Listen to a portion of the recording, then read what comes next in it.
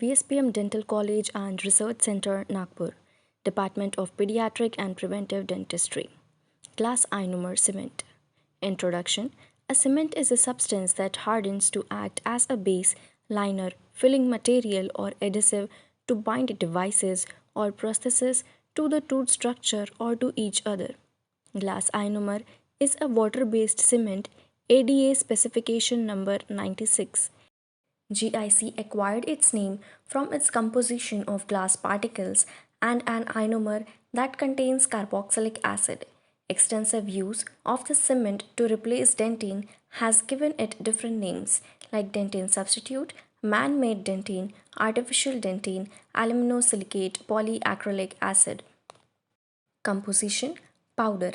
Silica oxide 30.1%, aluminum oxide 19.9%, aluminum fluoride 2.6%, calcium fluoride 34.5%, sodium fluoride 3.7%, aluminum phosphate 10%, liquid polyacrylic acid 40 to 50%, itaconic acid, malic acid, tricarboxylic acid, tartaric acid, and water. Classification.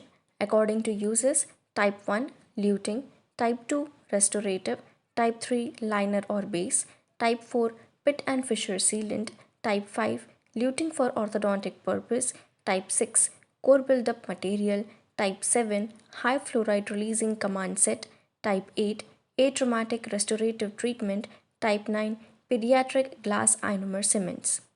Topic of demonstration is manipulation of type 9 GIC cement. The armamentarium includes GIC type 9 powder, liquid, measuring scoop, mixing pad, and a gate spatula. Hold the liquid bottle vertically and squeeze gently. Dispense 1 drop of liquid in the corner for conditioning and 1 drop of liquid in the center for mixing. Close the liquid bottle tightly immediately after use. Dispense 1 scoop of powder onto the pad. The powder liquid ratio for type 9 GIC is 3.4:1. 1 level of scoop of powder to 1 drop of liquid. Close the powder bottle immediately. Use a gate spatula and divide powder into 2 equal parts. Mix the first part such that all the powder particles get immersed with all the liquid for 10 seconds.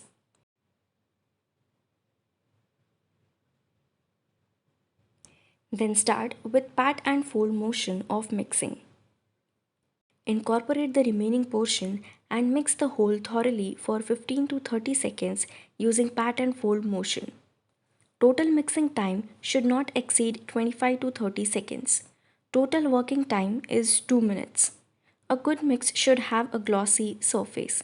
This indicates residual polyacid which has not been used in the setting reaction and ensures proper bonding to the tooth. A mix with dull surface is discarded as it indicates prolonged mixing and reduces adhesion.